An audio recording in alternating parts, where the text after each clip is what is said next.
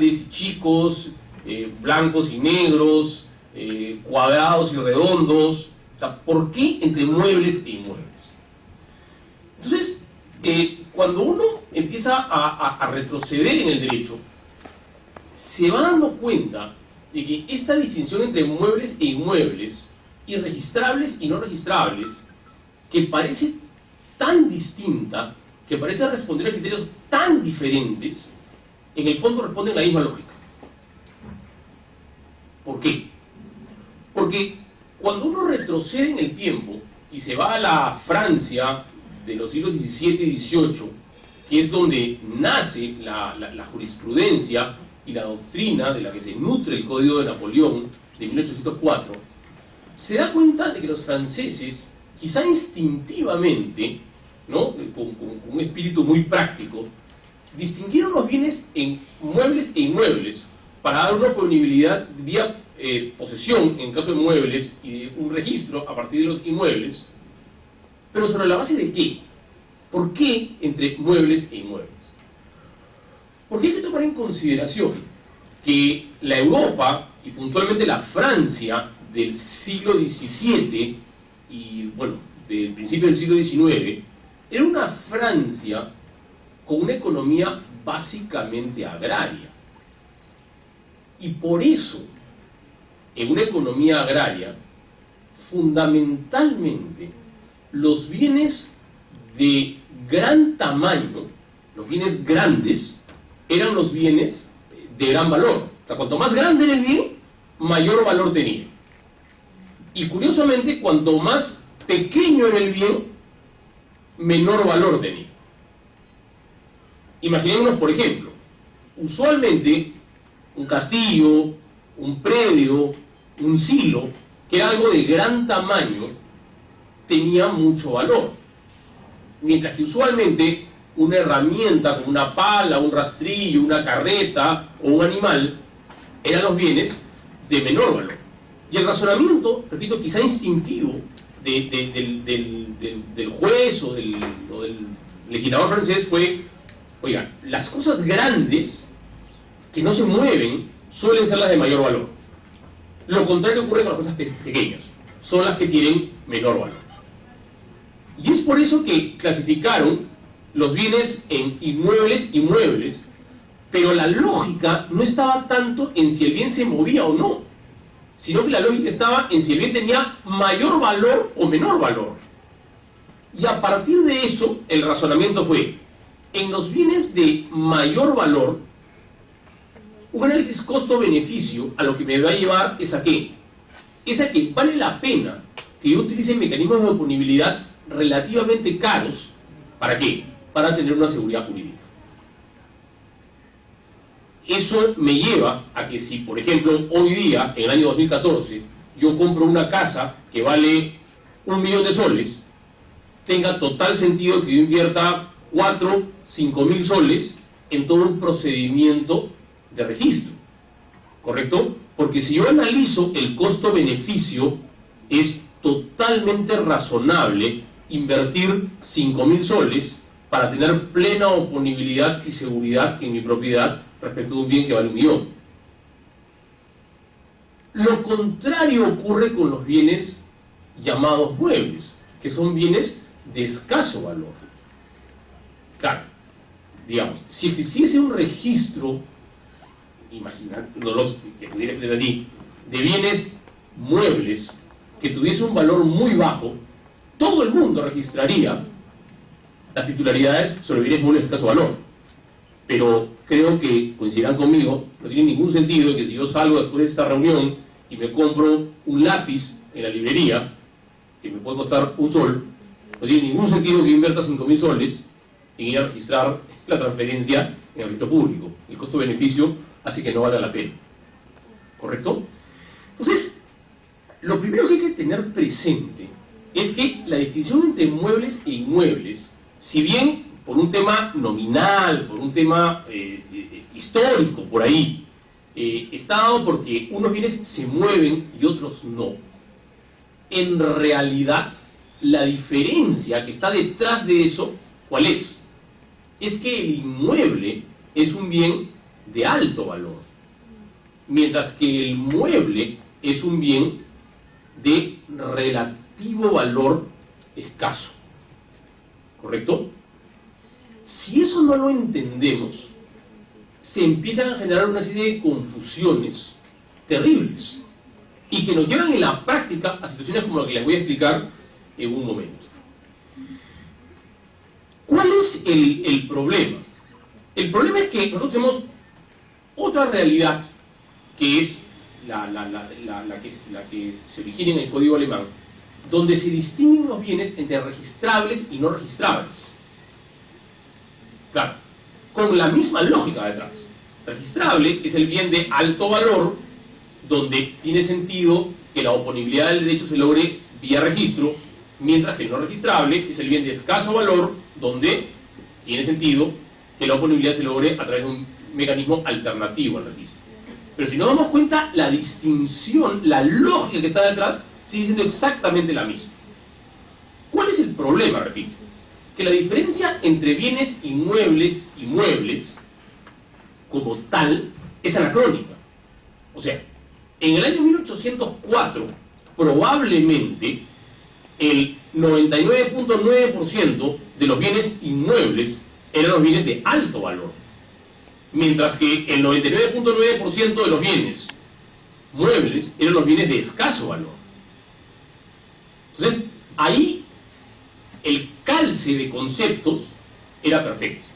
Pero no nos olvidemos que durante todo el siglo XIX y principio del XX se puso un fenómeno económico, sobre todo en Europa y en los Estados Unidos, que fue la revolución industrial, donde poco a poco esos bienes grandes, de gran valor, empiezan a convertirse en bienes pequeños de gran valor. Y un día aparece la máquina a vapor, al poco tiempo aparece el automóvil, poco después aparece el barco a vapor, la locomotora y el avión.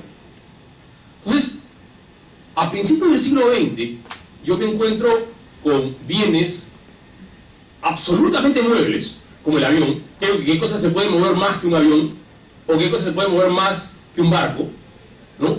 Y que sin embargo, por su gran valor, no podían ser objeto de titularidades vía la posesión. O sea, imaginémonos una aerolínea que tiene una flota de 200 aviones, ¿correcto? Y donde su oponibilidad de derechos reales, propiedad, garantías, fideicomisos o lo que fuera, se da a través de ¿qué? A través de la posesión. O sea, tiene que tener un depositario, es el gerente general, que tiene que tener todos los aviones en el aeropuerto. No tiene lógica. Entonces, claro, ustedes recordarán, sobre todo los que estudiaron Derecho antes de la modificación de la Ley de Garantía Mobiliaria en el 2006, que una de las cosas que más nos llamaba la atención era cuando veíamos la lista de bienes muebles, que había 3 bienes que eran, por definición, muebles, que eran los ferrocarriles, o sea, los trenes, los barcos y los aviones, ¿no? Y uno lo que le preguntaba a su profesor era, pero ¿por qué el avión, el barco y el tren son bienes inmuebles si se mueven? Entonces, ahí empezaba pues una explicación medio heroica, ¿no? Para decirnos, bueno, en realidad se mueven, pero tienen una característica de inmueble. Y la explicación de fondo, ¿cuál era? Era que en realidad la distinción no está dada porque el bien se mueve o no se mueve, sino está dada ¿por qué? Porque el bien tiene mayor o menor valor relativo y por lo tanto la oponibilidad, cuando el bien tiene mucho valor, yo la hago a través de ¿qué? A través del registro. Mientras que en el caso del bien de escaso valor, la hago a través simplemente de la posesión. Cuando tenemos eso claro, o sea, cuando tenemos ese concepto claro, no nos importa tanto la nomenclatura. Si yo lo llamo inmueble, si lo llamo mueble, si lo llamo registrable, si lo llamo no registrable, lo llamo bien grande, bien chiquito, bien azul, bien rojo, no importa. Yo ahí trazo la línea y sé qué cosa es lo que está detrás de esta distinción. ¿El problema dónde está? El problema está en que, lamentablemente, nuestro código, ya a 30 años casi de vigencia, no solamente ha distinguido entre bienes muebles e inmuebles, pero teniendo como base la no movilidad y sí movilidad, sino que además curiosamente, si bien es cierto que en el libro de Reales hace la distinción entre muebles e inmuebles, en otros libros, y puntualmente en Fuentes de las Obligaciones, medio como que de contrabando, se incorpora la distinción entre bienes registrables y no registrables. Y se produce un hecho terrible, casi teológico, y es que se produce el limbo jurídico. ¿Ok? Un espacio en el cual yo no sé si estoy en el paraíso, en el infierno o en el purgatorio. Hay ciertos bienes que están en el aire. ¿Por qué? Porque hoy en día existen bienes que, siendo bienes registrables por su valor, siguen siendo bienes muebles por su naturaleza. Y tenemos dos grandes ejemplos. Hay muchos, pero les voy a poner dos grandes ejemplos. El primero es el automóvil. El automóvil, qué duda cabe, es un bien registrable. Hay un registro vehicular. Sin embargo, por su naturaleza, es un bien mueble. Se mueve, qué duda cabe. Y otro caso es el de los certificados de acciones. Las acciones, si bien no se inscriben por lo menos en las sociedades anónimas, no se inscriben en un registro público, sino en una matrícula de acciones, que viene a ser, hay toda una discusión teórica al respecto, pero es una especie de registro privado. Son bienes muebles. Los certificados yo los puedo entregar, los puedo ir moviendo en el mercado. Y ese limbo jurídico, como me gusta llamarlo, es algo terrible. ¿Por qué? Porque se genera una confusión en la titularidad de un bien. Y no hay nada peor que una titularidad no clara. Y esos ejemplos se limitan no solamente a casos que pueden ser pequeños, como el automóvil o las acciones o lo que fuere, sino que la falta de titularidades claras tiene efectos terribles, ¿no? Hace unos días creo que se cumplían 5 años de estos hechos tan lamentables en Bagua. Y si nosotros analizamos el tema de Bagua, más allá del problema político, policial, etcétera, si trazamos el tema, como dicen los americanos, en el bottom line, al final de la línea, ¿qué cosa es lo que había? Lo que había un problema de titularidades inmobiliarias. Y como no hay una regla clara, y cada uno vio el tema desde su perspectiva, eso terminó, como suele terminar algo cuando no hay claridad, en violencia. Y una violencia que hasta ahora, creo todos lamentamos, donde más de 20 peruanos fallecieron en una cosa que perfectamente se hubiera evitado si hubiera existido reglas claras. Claro, no tan dramático como lo de Bagua, es el caso que me tocó analizar, y se lo voy a plantear para que ustedes abiertamente me den sus opiniones. El caso es bastante más complicado que lo que les voy a explicar en este momento, porque se originó en una operación de leasing, de arrendamiento financiero bancario, donde lo que había de por medio era un proceso de reorganización societaria. O sea, era un tema de fusiones, con decisiones, un tema bastante complicado, pero voy a tratarlo de simplificar para que podamos entender el meollo del asunto. ¿Ok? El tema es el siguiente. Había una empresa que era una empresa dueña de una flota de camiones. Era una empresa cuya actividad, su negocio, era alquilar maquinaria, en este caso camiones de transporte. Y esta empresa le alquila a otra empresa, una empresa minera, por decirles, un lote de 10 camiones, perfectamente identificados con su placa de rodaje. El camión 1, el 2, el 3, hasta el 10. ¿Correcto? Estos camiones cumplían una función que era transportar material de la ciudad de Lima, o no sé, creo que era, o era uno de los puertos, a la mina que estaba ubicada en una zona de la sierra. No sé si estoy siendo claro. Un propietario, dueño de camiones, que le alquila por 10 años esta flota de camiones a una empresa minera. El caso es bastante más complejo, ya se lo estoy simplificando así al mínimo. Contrato firmado, y la empresa minera, la arrendataria de los camiones, le dice, oye, por si acaso, voy a cuidar de inscribir el contrato de arrendamiento en las partidas de cada uno de los camiones. Creo por sus caras que ya van intuyendo por dónde viene el problema, ¿no es cierto? Un camión que es un bien registrable, pero que también es un bien mueble. Muy bien. Parte del contrato de arrendamiento, consistía en que la empresa propietaria de los camiones prestaba el servicio de mantenimiento y de depósito de los camiones, que es una figura que hoy día se conoce como renting. O sea, yo no solamente te arriendo los camiones, sino que no tiene ningún sentido que tu empresa minera o tu inquilina de los camiones tengas que guardar los camiones en tu local, con todo el costo que eso tiene en espacio, sino que yo guardo los camiones como propietario en mi garaje, si quieren utilizar un término sencillo, y además te doy todo el servicio de mantenimiento. Cambio el aceite, hago el chequeo de nivel, todo lo que hay que hacer con un camión. O sea, tú lo único que haces es me la das el teléfono y me dices, aló, señores, necesito el camión 2 para tal día en tal sitio. Y llega el camión. ¿Ok? Entonces, la figura, para que la tengan clara, era la siguiente. Los camiones, si quieren ustedes, los 10 camiones dormían en el garaje del propietario, pero estaban arrendados a la empresa minera con un contrato que estaba inscrito en las partidas registrales de cada uno de los camiones.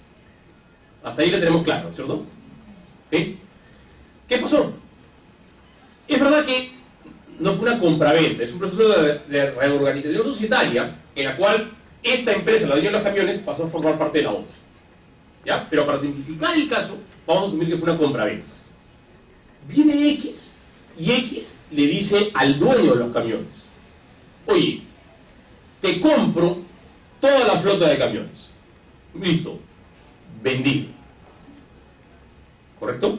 Entonces, sin que ni siquiera hubiera necesidad de mover los camiones del lugar, porque estaban en el local original, hubo un cambio de propietario. ¿Correcto? Ahora el dueño de los camiones era la empresa X. Y la empresa X, un buen día, tiene un acercamiento con otra empresa minera, y esa otra empresa minera le dice, oye, quiero arrendarte esos 10 camiones, los que estaban arrendados a la primera empresa minera, y te ofrezco el doble de renta. Por supuesto, ¿dónde firmamos? Acá. Y entonces se armó un problema. ¿Por qué? Porque la empresa minera original dijo, oye, un momentito, yo tengo un contrato de arrendamiento firmado de aquí a 10 años. ¿Correcto? Y ese contrato se tiene que respetar.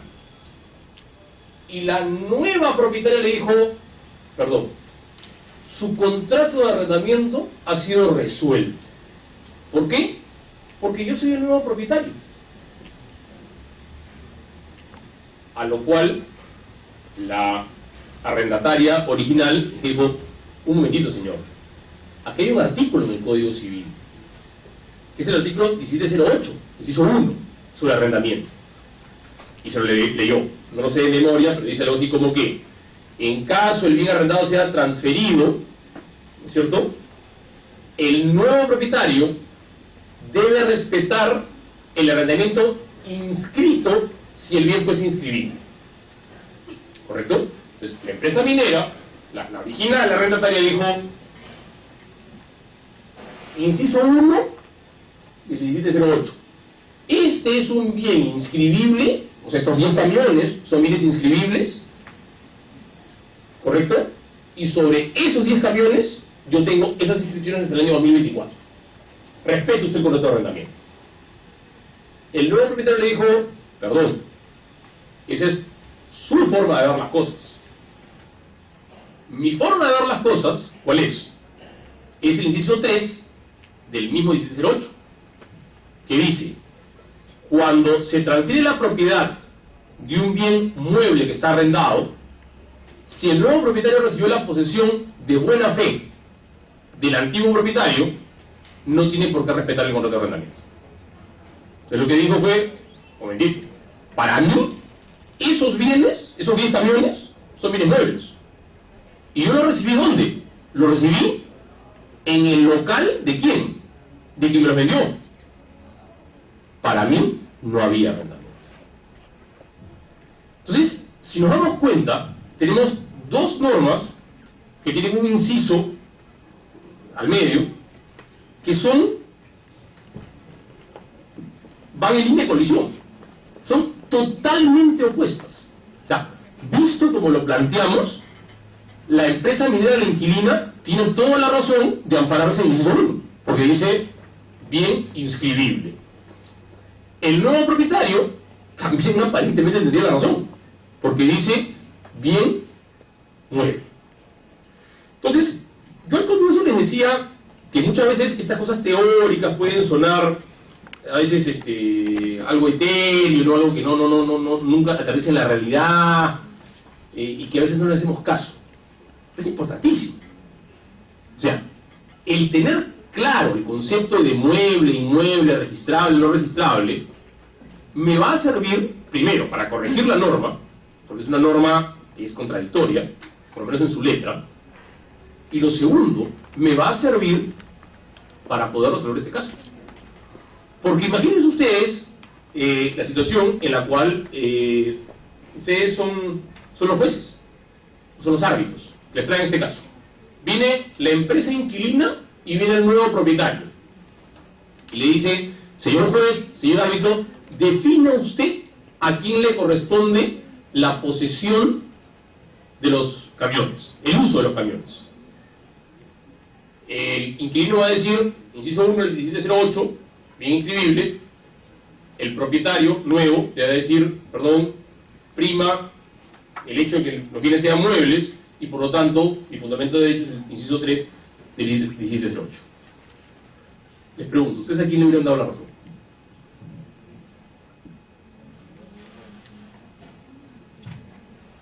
¿Al primero? ¿Por qué?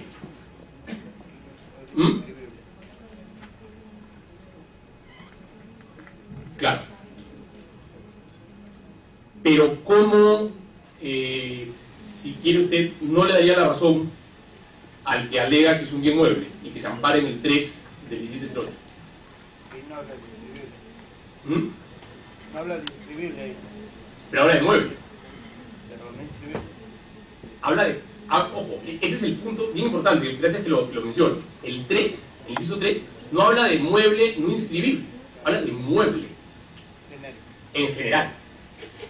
Claro, lo que ocurre en este caso del 1708 es que lamentablemente el chip, si quieren ustedes, por hablar de comodidad, del legislador estuvo en que inscribible igual inmueble, mueble igual no inscribible, y sabemos que no es así. La prueba es el auto comparte las dos características. Entonces, claro, la doctora nos dice, sí, yo hubiera aplicado el inciso 1 y le hubiera dado la razón al inquilino de los camiones.